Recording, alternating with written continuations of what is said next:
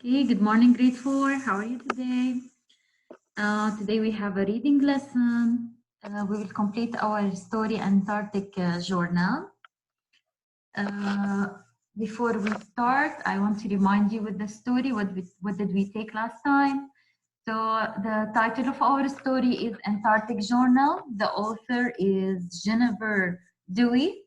And the skill that we took, main idea and details, remember? The story is about Antarctica. Actually, it's not a story, it's a journal. A journal records of thoughts and events that are important to the writer. So the writer, she wrote for us a journal, and she was informing us with the most important details in her trip to Antarctica. So this is the journal that we have. The journal for today is about Antarctica. Antarctica is at South Pole. And I told you this place is different than the place that we are living in. This place has lots of winter storms, unfamiliar surroundings, and different types of food. And also we have different kinds of animals like bears, whales, and penguins.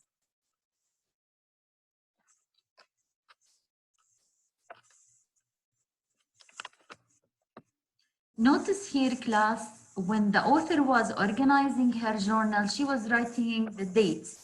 Day by day, she was writing what happened with her. So, for example, in November 12th, she started her journey to Antarctica. She took the airplane. In November 17th, she took the ship to take her to the place, to Antarctica.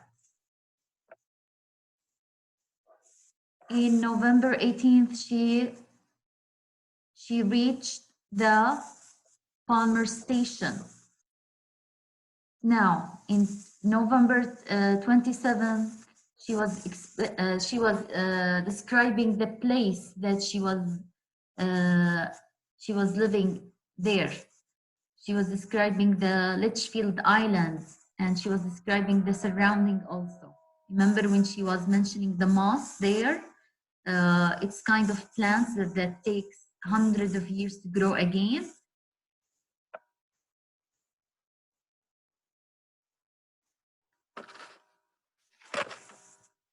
Okay, class, last time we stopped here. We will complete from this page. Please pay attention and listen carefully.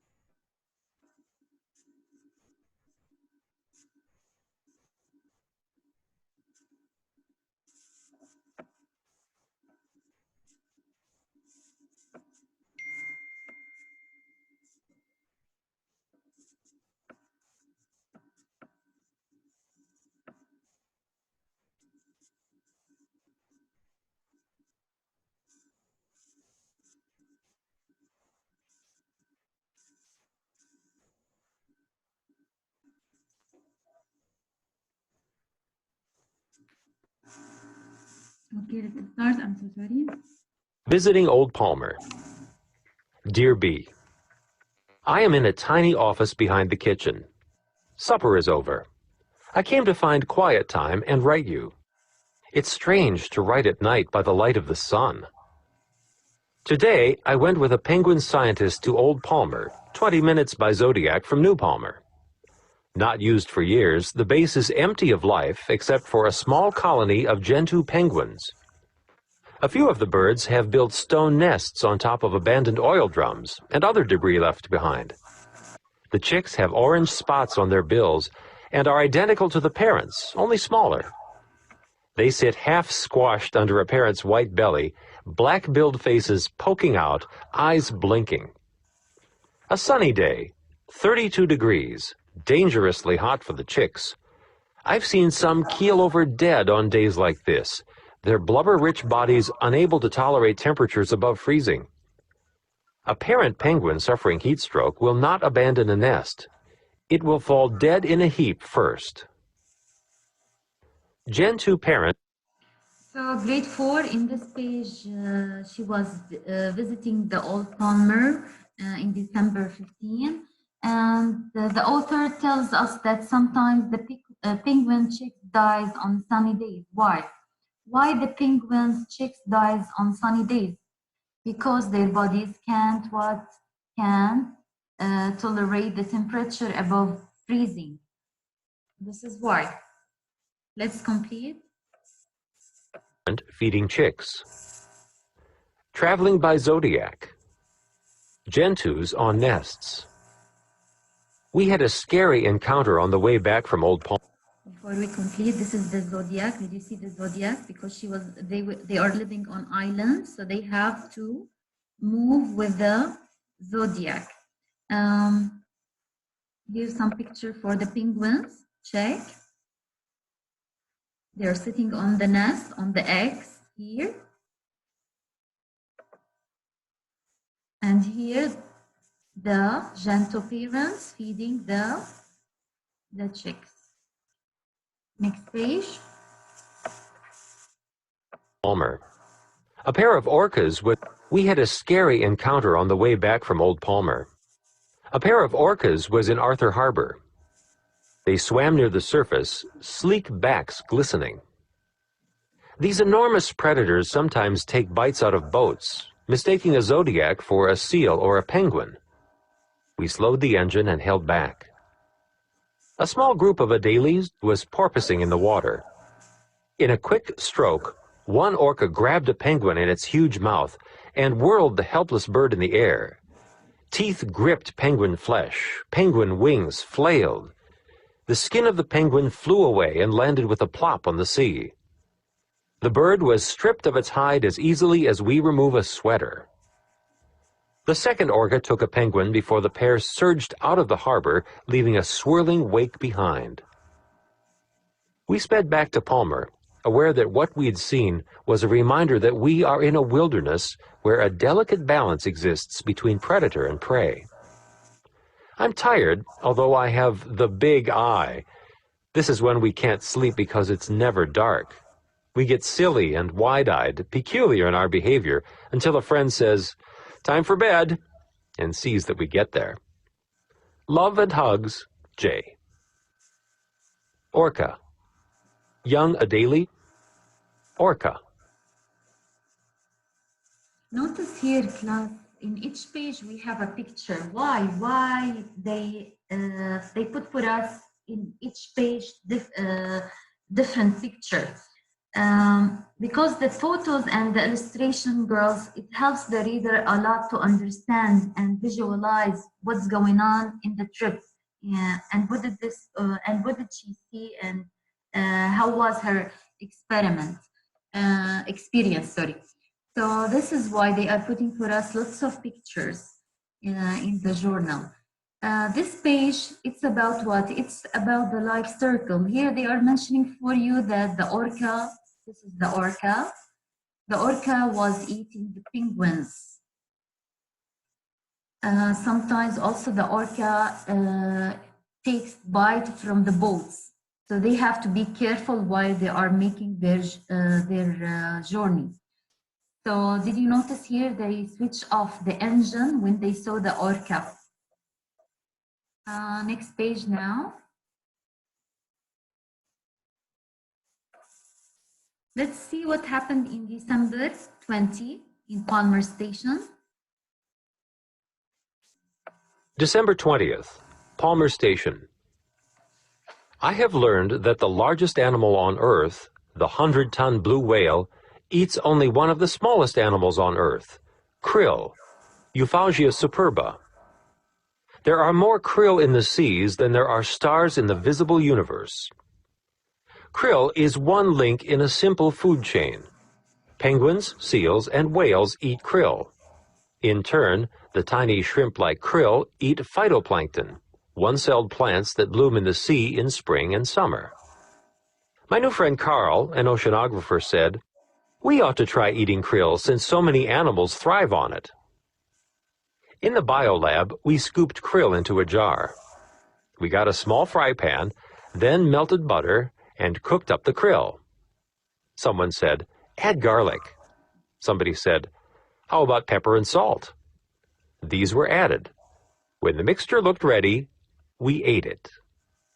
"Tastes like butter," one person said. "More like garlic," another said. "Tastes like butter and garlic," Carl said. Krill don't have their own taste, I concluded. Okay, class. Blue whales. Krill. So this is the krill. We are talking also here in this page about the life circle, who's eating who. We are talking about the krill here. It looks like a shrimp. The krill here,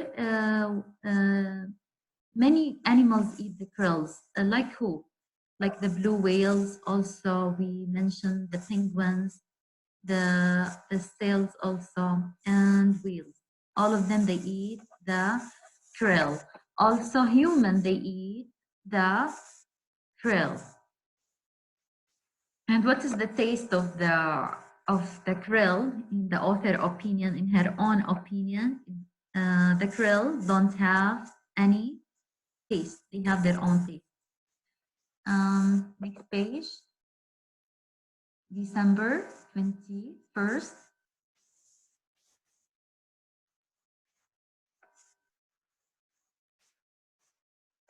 December 21st. Palmer Station. A storm has raged for 3 days. A blast of wind smacked the main window with such force we thought a bomb had gone off. The storm rose in intensity in minutes. Looking out the big window, we see a solid wall of sleet and blowing snow.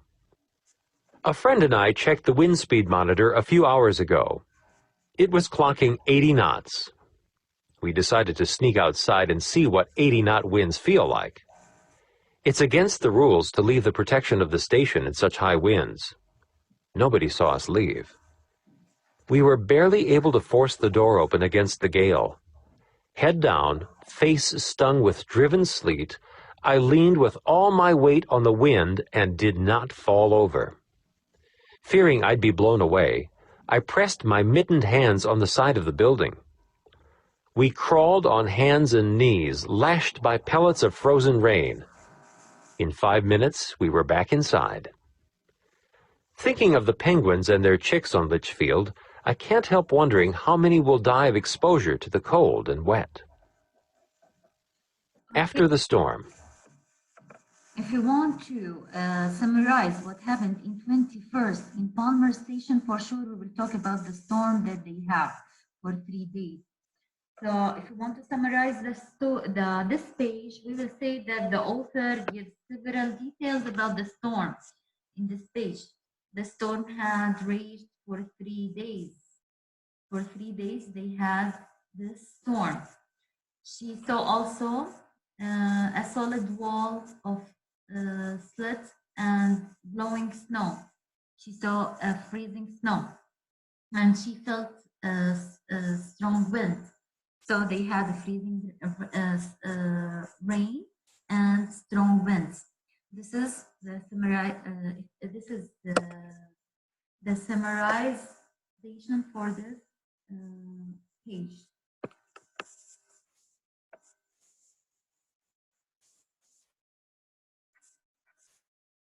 Now, after the 3 days after the storm in 24th, let's see, what did the author do? Christmas Eve, December 24th, Palmer Station. It was 3 in the morning, bright outside, and I couldn't sleep. I crept downstairs, signed out, and took the flagged trail up the glacier. Dressed in a watchman's cap, 3 layers under my parka, and sorrel boots, I climbed in a stillness broken only by the noise of snow crunching under my soles. Greenish-purple clouds covered the sky from edge to edge. The sea was the color of pewter. Near the top, I heard a cracking sound, a slap magnified 1,000,000 times in my ear. Another followed, then another. Echoes of sound, aftershocks, sizzled in the air. The sky began to glow with an eerie luminescence, as if someone in the heavens had switched on a neon light in place of the sun. Front of glacier. I felt myself dropping straight down. A crack had appeared. Christmas Eve. I felt myself dropping straight down. A crack had appeared under me, a crevasse in the glacier. Summer softening of the ice had thrown the pole settings off. I'm alive because the crack was narrow. I fell to my shoulders, my boot soles too wide to fit through the bottom of the crack. I stared below into a blue-green hole cut with facets like a diamond. After a few deep breaths, I began to scramble out.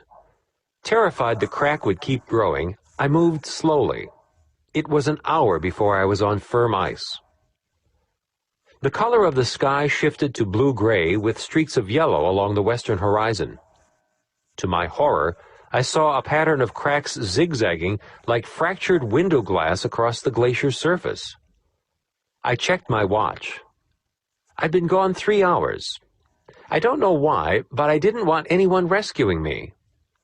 I decided to crawl down the glacier on hands and knees. I felt my way, inch by inch, rubbing the surface of the snow with my palms before making a move. Back before the hour someone would have come looking for me, I told the station manager what happened. Trained in glaciology, he went up the glacier to reset the flags.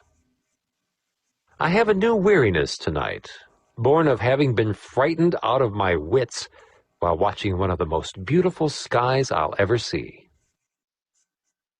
Young turn. Okay, class.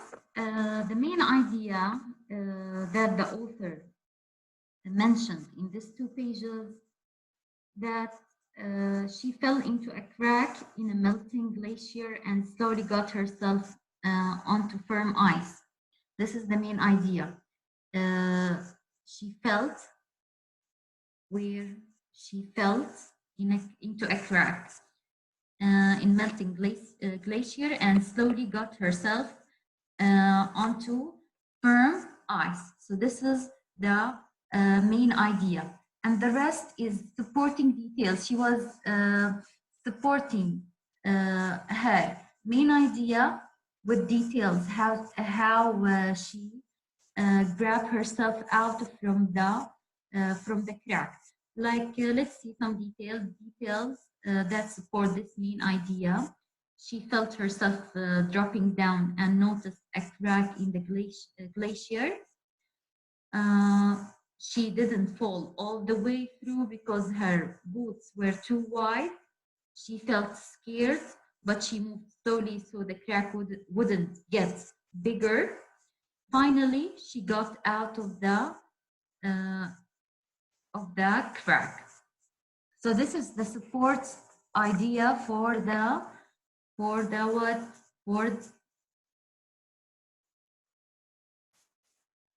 author when she fell into a crack in a melting glacier and slowly got herself out from the ice. This is the support. This is the main idea.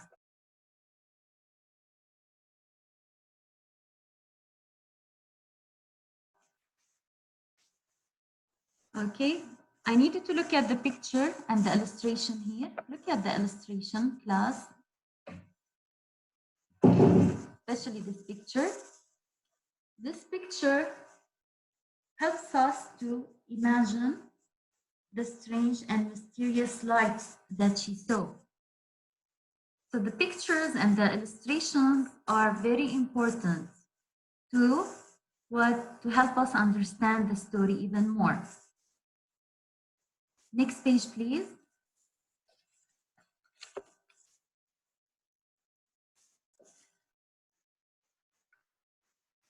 Now we are in February 16.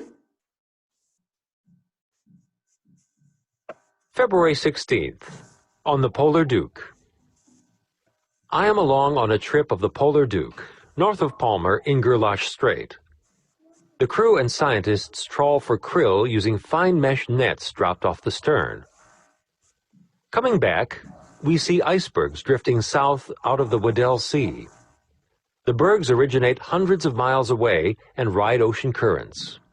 We sail close, but not too close, for beneath the waves is where the bulk of an iceberg is. Seawater splashes up on iceberg shores shaped by years of wave action. Sunlight strikes gleaming ramparts that shine with rainbow colors. Erosion works at the ice, creating caves and hollows, coves and inlets. Penguins and seals hitch rides on icebergs. Gulls and other seabirds rest on high points. One iceberg collides in slow motion with another. The smaller one topples, rolls, and heaves like a dying rhinoceros, emerald seawater mixed with spray drenching its surfaces. I yearn to ride an iceberg like a penguin or a gull, touching its frozen sides, drifting slowly on the waves. I draw them, but I can't capture their splendor. Weddell seal under the ice. March 12th, winging home. Okay, class. She was describing here in this page the icebergs that she saw. So let me ask you this question: what do you think the author is feeling as she watches the icebergs from the polar zone? I think the author here seems enchanted by what she sees. She was so happy, and she was excited. Sorry. And also she noticed the beauty of the icebergs when she was watching the sea animals yearns to ride an iceberg, and seems sad that she can't capture their splendor in her drawing. This is how the author was feeling about the icebergs. She was enchanted. In the same time, she was also sad that she couldn't draw the splendor. Next page. In March 12th. Before leaving, I collected March 12th, winging home. Before leaving, I collected, with permission, a sterile penguin egg that would never hatch. I made room for it in my suitcase by giving a lot of my clothes away. The airline lost my bag in Miami. I told the airline people that I had to have it back, pleading, begging. "It has a penguin egg in it," I said. They glanced at each other and eyed me funny. Fortunately for me and them, they found the bag. The egg reminds me of my trip to the place where penguins raise downy chicks, krill swarm in numbers greater than stars in the sky, whales have rights, and icebergs drift in graceful arcs across southern ocean swells. At home, I'll look out at the desert landscape and remember the Antarctic desert, the last great wilderness on Earth. Penguin egg. Okay, class. Her journey ended in March 12th. Don't forget this date. And let me ask you this question. Why do you think the author, she wrote the journey for us? What was her purpose? What do you think? To entertain us, or to persuade, or to inform? What do you think? Or to express her feeling? For sure, the answer, she wrote this story, this journal for us to inform us about Antarctica, details about this place, this continent. So this is why the author wrote this journal for us, to inform us about Antarctica. Now let me ask you also another question. Do you think that the author would return to Antarctica again, and why? Do you think that she enjoyed this place, being in this place? For sure, I think yes, because she wrote about her experience with enthusiasm. She was so excited while she's writing for us. and she seemed to enjoy her adventure there. So class, she started. If you want to say, how did she organize for us the details? She organized the details by mentioning the date for us. She started her trip at November 12th, and she finished her trip at March 12th. And in each day, she was writing what happened with her, like a diary. Okay, and also the journal was organized by fact and details. For example, because of the freezing weather, the chicks were dying. This is one of the cause and effects in the paragraph, in the journal.